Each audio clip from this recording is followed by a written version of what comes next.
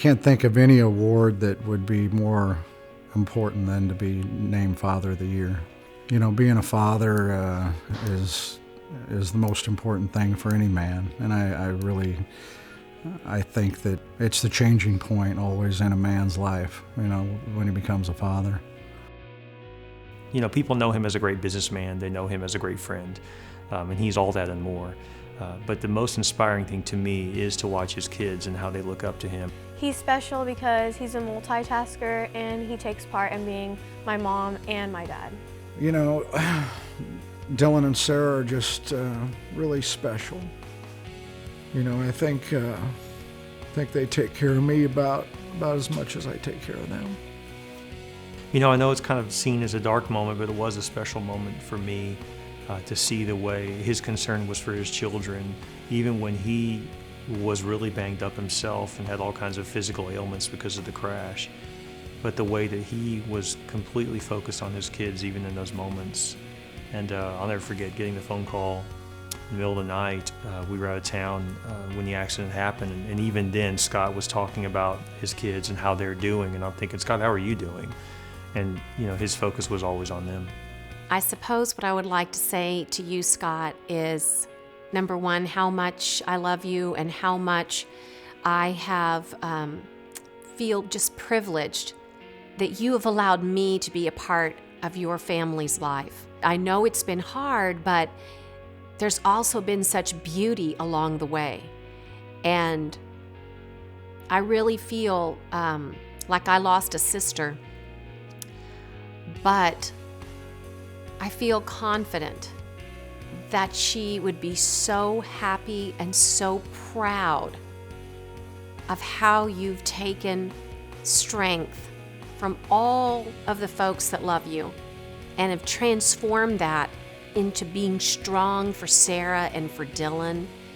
And it just shows. It shows in their happiness, in the joy that they share with others, in every aspect of their life, from their faith to their successes in school and in their extracurricular activities. And all of that comes from the love and from the ability to say, we will go on. And you've done that for them. I remember, I think it was this last Christmas, we were in Monterey, and there was this bridge, and it had locks on it, like locks of love.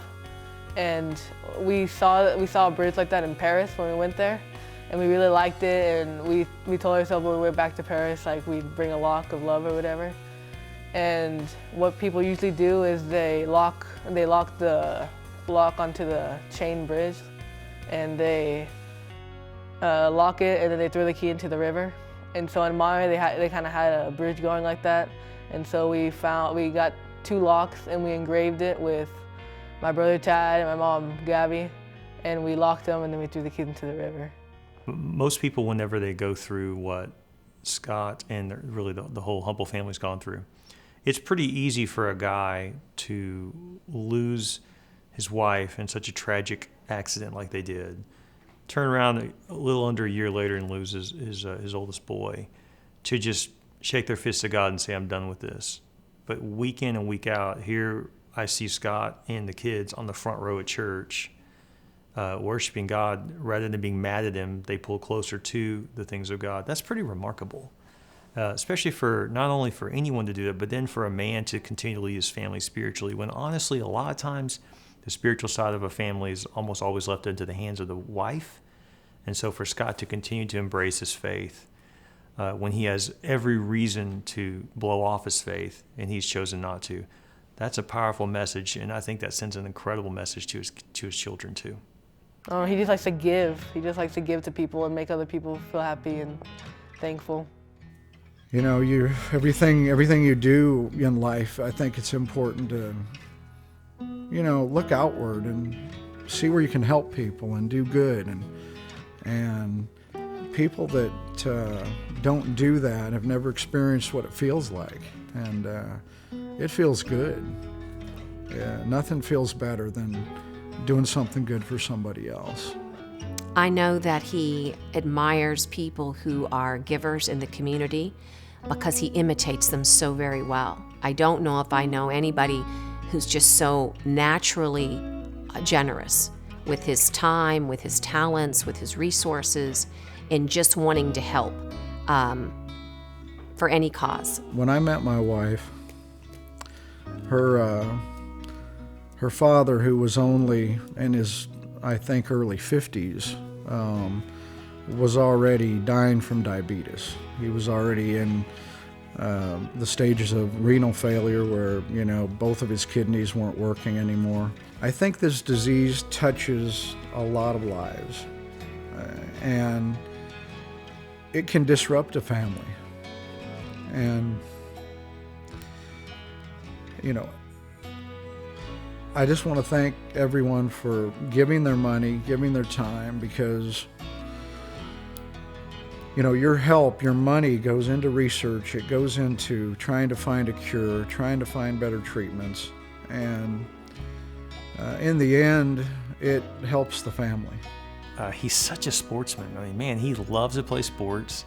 He loves to support his kids playing sports. I think most of his fun now is going and just cheering on his own children. In sports, when I do something wrong, he always corrects me, or if I do something right, he's always proud of me and encourages me. I can tell him anything I want. He's like my best friend, and he doesn't really judge me, and he just says what he thinks, and what he thinks is usually right. So that's what I usually go by.